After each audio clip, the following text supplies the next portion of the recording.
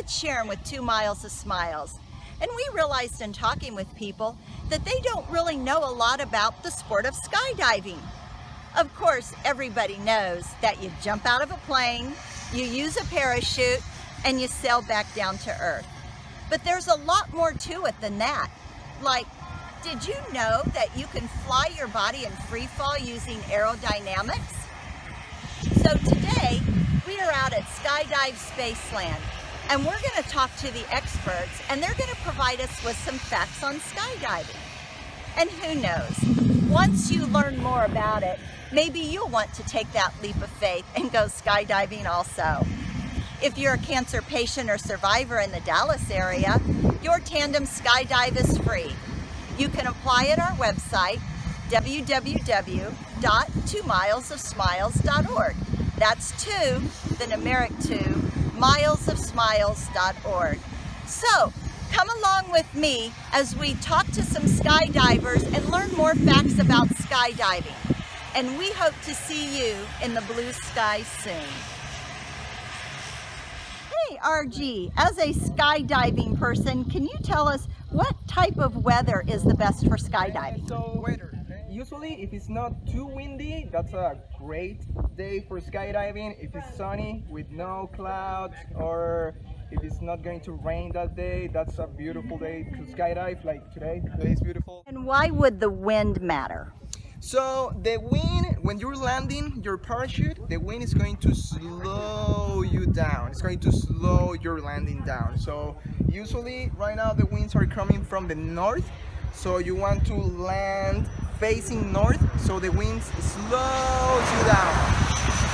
If the winds are too strong, they can actually make you go backwards, and you don't want to land a parachute going backwards. Okay. Well, thank you so much, RG, for your time. I really appreciate you Absolutely. giving us that fact today. Yeah, have a anytime. good one. Blue skies. You too. Blue skies. Bye-bye.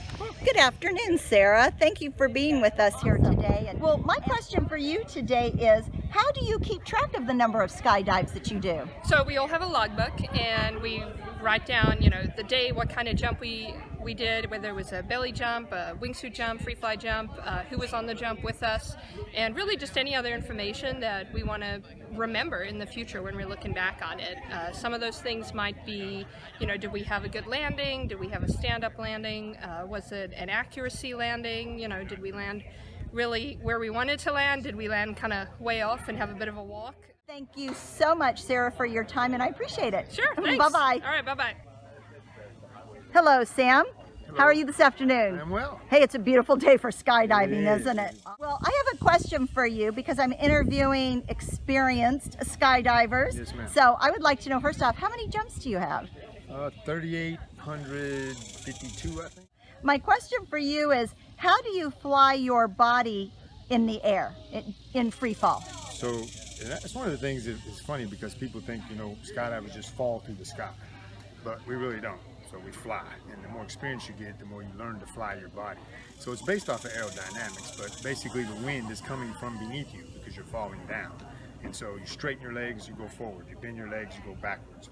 You dip your body to the right, you turn to the right. You dip your body to the left, you turn to the left. So basically you're riding the wind. Hey, perfect. Well, thank you so much for giving us that piece of information. Yes, ma'am. And you have a great day You too. with some more skydives and blue skies to you. Yes, ma'am. Thanks so much. Good afternoon, Sophie, and thank you so much for joining us today and allowing us to ask you a skydiving question. And our question for you today is, what is an altimeter? So an altimeter is kind of like a watch that you wear on your wrist, but instead of telling you the time, it tells you how high you are from the ground. So you turn it on at ground level, and then in our plane we go up to 14,000 feet, and it will tell us that that's where I am. So it's important because you watch this to know when you're at the right altitude to pull your parachute. So I wait till mine says 4,000 feet so that I'm 4,000 feet from the ground, and that's when I pull. So you need to stay very altitude aware using your altimeter when you jump, every time. Well, thank you so much for that fact. That's very interesting, and you have a great rest of your day, and blue skies to you. Thanks so Thanks, much. Sophie. Bye. Hi, Travis. How are you today? Great. Yourself? I'm doing just fine, and I hear you are an instructor out here at Skydive Spaceland Dallas. Correct. Can you tell me what it is that you do? I'm an AFF instructor, so I teach new students how to get their skydiving license, and I shoot videos for tandems. I have a question for you today. Can you tell us, what is a pilot chute? So a pilot chute is what you're going to deploy first, and that's going to pull out your main parachute. So when you're in free fall skydiving, when you get near the end of the skydive, you wave off to signal other jumpers that you're going to pull, and you reach back and you grab that little hacky, and that's called the pilot chute, and you deploy that pilot chute. When the pilot chute gets pulled out, it fills up with air and it pulls the bridle out, and then when the bridle gets all the way pulled out, it pulls the pin from the back of your container, and that's what deploys the main parachute. People are used to the term pull the ripcord. Yes. Is that even used nowadays in skydiving? It is, but not so much anymore. We just say pull the hacky, throw it. You can say the ripcord, but it's kind of the term's kind Old of fading. school. Yeah, Okay. yeah. Thank you so much for your time. I appreciate it. Thank you so much. Bye-bye. Have a great Hi, day. Stephanie. Thank you for joining us today at Skydive Spaceland. And we have a question for you about skydiving. But first off, as a lady in the sport, can you let us know how many jumps do you have? I have about 420 skydives. Oh, wow. And do you feel like the sport is predominantly male?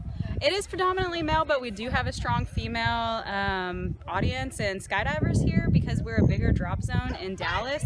We do have a lot more females here than we would at like smaller drop zones. A question for you today is, do skydivers jump only out of airplanes? No, well, first of all, skydivers jump out of a ton of different airplanes, but we also jump out of anything that really flies. So hot air balloons, which is my favorite, but we also jump out of things like helicopters, so we do rotor aircraft as well. Any kind of flying vessels, we jump out of it. And as we can tell, there is one of the types of aircraft that a skydiver will jump out of. Which one is that? That is our Twin Otter. Okay, the Twin Otter. Well, thank you so much. I really appreciate your time and being interviewed today, and enjoy the rest of your day in blue skies. You're welcome, blue Thank skies. you. Bye-bye. Good afternoon, Josh. How are you today? Hi, I'm doing great. I have a question for you that a lot of people probably are wondering. Can you actually jump from higher than the standard 14,000 feet? Absolutely, but to do so, you've got to have a little bit more preparation. So once you go above 14,000 feet, the air gets a little bit thinner, a little bit harder to breathe. So you'll need to be in a plane that has special oxygen tubes that you can breathe on the way up. And if you go even further, so we're talking like 30,000 feet, then you'll actually need to jump with a air container on your back and a face mask so you can breathe air all the way down without getting too lightheaded or potentially passing out. And what is the highest that you've ever gone up? The highest that I've ever gone up was about 18,000 feet. All right, well, awesome. Well, thank you so much for your time today, and you enjoy the rest of these blue skies and have some great jumps. Hello, Nick. How are you today? I'm doing good. How are you? I'm doing fine, and I hear you are an instructor out here at Skydive Spaceland. Yes, ma'am. All right. And as an instructor then, I know you know a lot about the sport, so obviously you know, and you can tell us, how long are you in free fall? So the average free fall time for here at 14,000 feet is about 45 to 60 seconds. And we're falling at about 120 miles an hour is the average free fall speed. And depending on what kind of skydive you do, that speed can change. If you do a belly jump, that's going to stay around 120. If you're doing free fly jumps, it's going to reach around 140 to even 150 miles an hour. Wow. Well, Nick, thank you so much for your time today. It looks like there's some jumpers that were landing as you were doing your interview, and I'm sure you want to get back out there in the sky, so we will let you go, and you enjoy the rest of your day. Thank you very much. Thanks, Nick. Bye. Bye. Hi, Dave. I have a question for you about skydiving. Can you tell me what an AAD is and what it stands for?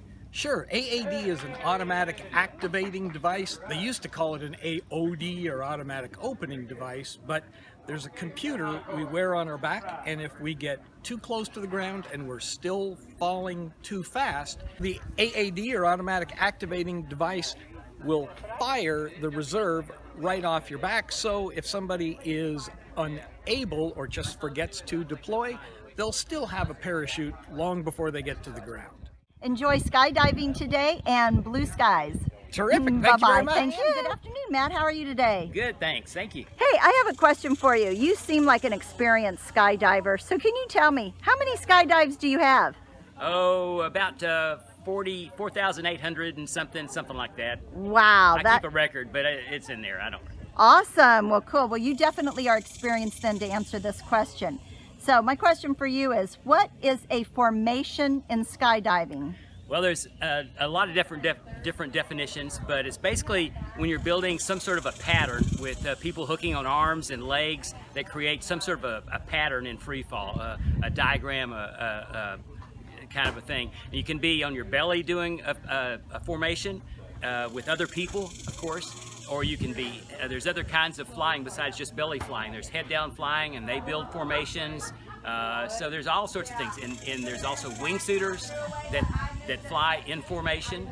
But it's basically just a grouping of jumpers building some sort of a pattern in free fall. Awesome. Well, thank you so much and have a great day. Thank you. Bye-bye. Hello, Tom. How are you today? I'm doing well. How are you? Awesome.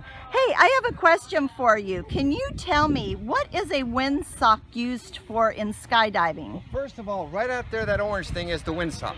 Okay. And it is going to tell you two things: which direction the wind's coming from and how strong it is. So right now, that windsock's pointing that way, which means the wind's going that way. So we're going to try to land our parachutes this way so we don't have to run as fast when we touch the ground. So you land into the wind? Correct. Okay. Opposite the direction the windsock's pointing. All right. Well, thank you so much for that information. Absolutely. We appreciate it. You bet. Blue skies today. Thanks. Bye. Good afternoon, Kim. How are you today? I'm good. My question to you is, what is a container? The container is what actually holds your two parachutes, your main parachute and your reserve parachute. It's what's actually the backpack that your instructor will be putting on. What is in the container then? It's got your two parachutes, your main one that you'll deploy, and then you have the reserve just in case of emergencies if something goes wrong with the main. And it also has the AED in it that'll automatically activate your reserve if you get too low. Okay. All right. Well, thank you so much for your time today. Well, good afternoon, Blake. How are you today? Doing wonderful. How are you? I am doing fine. And I want to ask you a question, because a lot of people think when they jump out of the plane initially that it's kind of like a roller coaster ride where they're up at the peak of the roller coaster and then all of a sudden they dive down and they feel like they lose their stomach. Yes. Yeah. So very easy question answer to that question. It's so the difference is between a roller coaster and what we're doing here. Roller coasters, when we get on top, we're actually coming to a stop. And so what happens is we go to a sudden drop, and that's what catches your stomach. When we're doing a tandem skydive, what we're doing, our plane is moving forward somewhere around 90 to 100 miles an hour. So we have all that forward speed. We're not at a standstill. So when we go out, it's a gradual change to drop. So you don't usually get the drop of the stomach. So.